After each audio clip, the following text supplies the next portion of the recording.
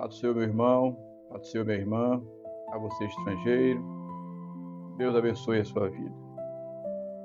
O capítulo 4 do livro de Mateus, verso 1 a 11, fala sobre a tentação de Jesus.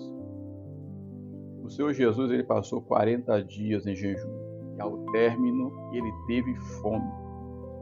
Chegou o tentador e disse: Se tu és o Filho de Deus, transforma essas pedras em pães.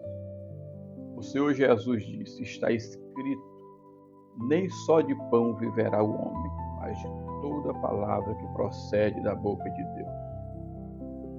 Bem, a situação que estava acontecendo com o Senhor Jesus, ele com fome, chegou alguém que você sabe, é um trambolhão, um Satanás, e deu uma ideia para ele: Tu é o Filho de Deus, transforma essas pedras em pães.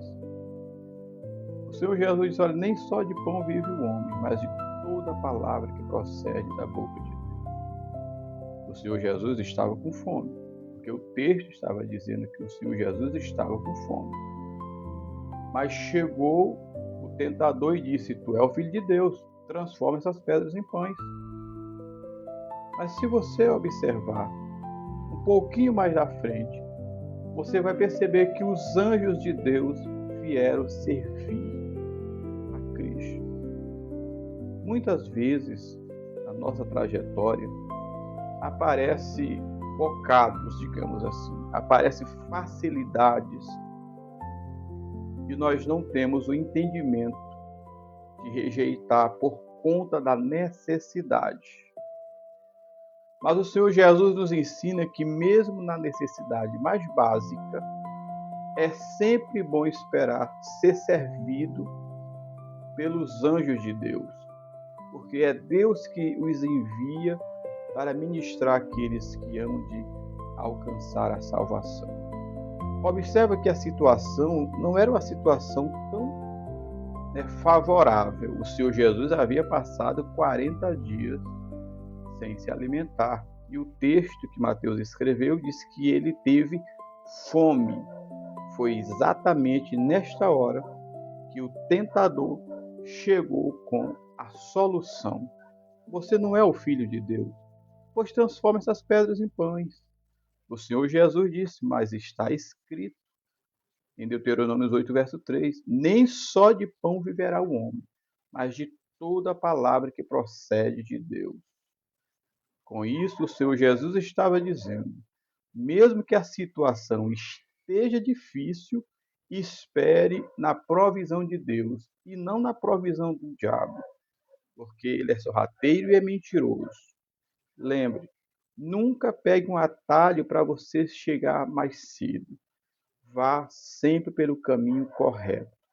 Entenda que o que é justo e o que é injusto é injusto. O Senhor Jesus poderia, de fato, fazer isso, mas ele veio para fazer isso. Os textos posteriores, tanto do livro de Mateus quanto de Marcos, Lucas e João, aparecem algumas falas do Senhor Jesus, ele dizendo que veio cumprir a vontade de Deus. Ele foi enviado por Deus para cumprir a vontade de Deus. E mesmo na necessidade mais básica, que é a fome e a sede, ele, Cristo, preferiu esperar inteiramente em Deus, porque Deus ele vê a nossa necessidade, ele sabe o que precisamos, e isso ele vai agir, mas sempre no tempo de Deus, que é o melhor tempo. Por isso, meu irmão, minha irmã, a você estrangeiro, por mais que a situação esteja agravante, não desanime, aguarde e espere em Deus, porque Ele é que é o supridor da necessidade de todos aqueles que esperam nele. Que o bom Deus lhe abençoe, que o bom Deus lhe guarde, e que você não quebre a sua integridade, que você não furte a sua consciência por prazeres momentâneos, para resolver uma situação aqui e agora. Lembre que toda ação tem a sua devida consequência.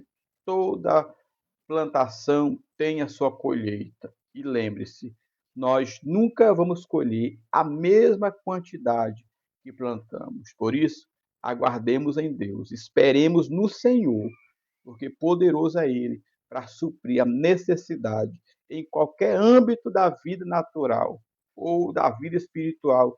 Deus é o supridor de todas essas coisas. Confia e espere inteiramente em Deus, porque Deus ele é bom o tempo todo. É o que diz o Salmo 100, o Salmo 34 e o verso 8. Provai e vede que o Senhor é bom. Deus lhe abençoe, meu irmão. Deus lhe abençoe, minha irmã. Deus lhe abençoe, estrangeiro, em nome do Senhor Jesus.